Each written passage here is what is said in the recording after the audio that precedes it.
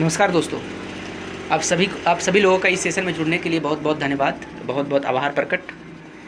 आज दोस्तों हमारे पास एक बहुत महत्वपूर्ण टॉपिक है जिस पे हम सभी लोगों को बात करना है। हमारे एक पड़ोसी देश है जिनका नाम बांग्लादेश में आप सभी लोगों को मालूम होगा कि वहाँ एक सरकारी कोटा नौकरियों में रिजर्वेशन को लेकर बहुत तगड़ा भीषण एक तरीके से जन आंदोलन चल रहा है और बहुत अहिंसा देखा जा रहा है।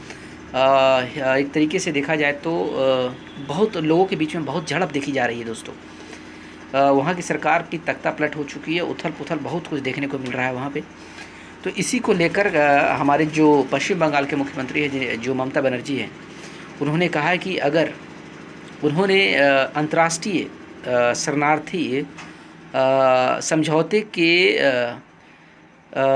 को आधार बनाते हुए उन्होंने कहा है कि जिनका परिवार जो बांग्लादेश में ऐसे लोग फंसे हुए जिनका परिवार हिंदुस्तान में रह रहा है, वो लोग चाहें तो उन लोगों को उन लोगों को जगह हिंदुस्तान में मिल सकता है, बंगाल में मिल सकता है, ऐसा उनका कहना है।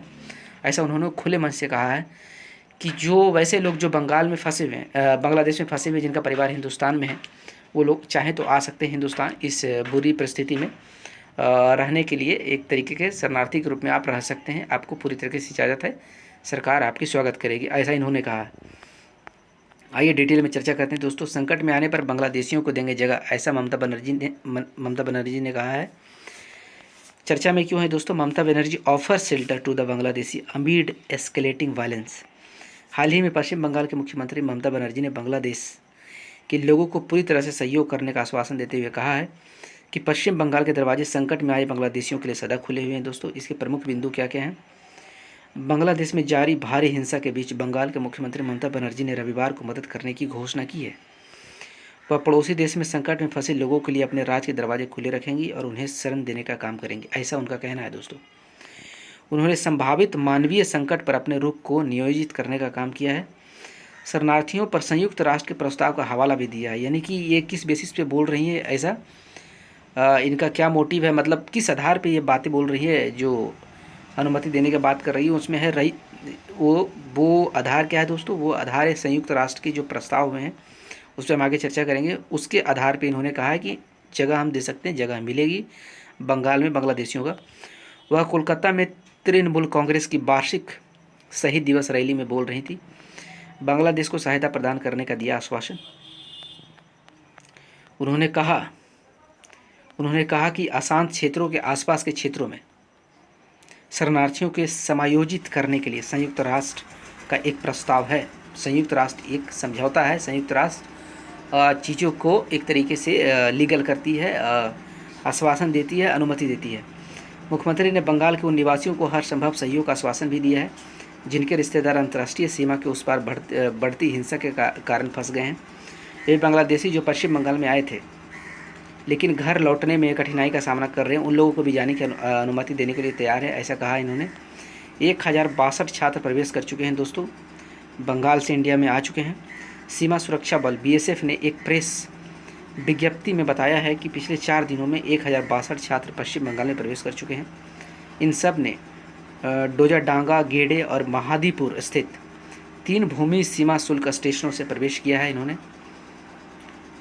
इन 1062 छात्रों में से 901 भारतीय हैं, बाकी नेपाल, भूटान और बांग्लादेश के छात्र हैं दोस्तों, ऐसा बताया जा रहा है। बांग्लादेश में सरकारी नौकरियों में आरक्षण को लेकर हुआ है बवाल। इस हम सभी को जानते हैं कि बांग्लादेश में बहुत तगड़ा हिंसा चल रहा है, अब बड़े पैमाने पे हिंसा चल रहा है दोस्तों, हिंसा देखने को मिल रहा है।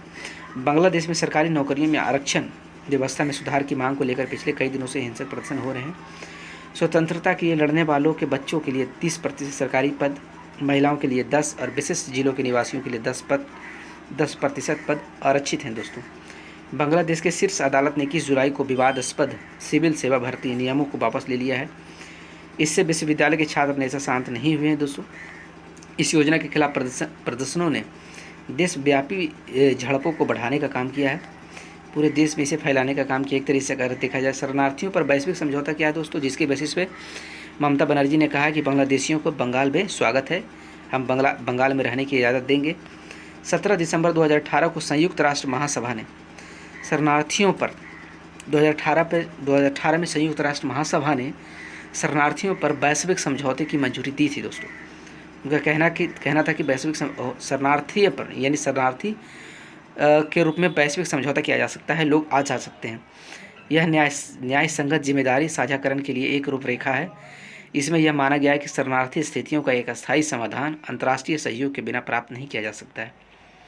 इनके 4 प्रमुख उद्देश्य हैं दोस्तों। मेजबान देशों पर दबाव कम करना है, शरणार्थियों की आत्मनिर्भरता को बढ़ाना है, तीसरे देश के समाधानों तक पहुँच का विस्तार करें, सुरक्षा और सम्मान के साथ वापसी के लिए मूल देशों में समर्थन की स्थितियाँ बनाई जा सके। आज के सेशन में इतना ही था दोस्तों। आप सभी लोगों को हमारे साथ जुड़ने के लिए बहुत बहुत धन्यवाद। आप लोग अपना ख्याल रखिए। जय हिंद।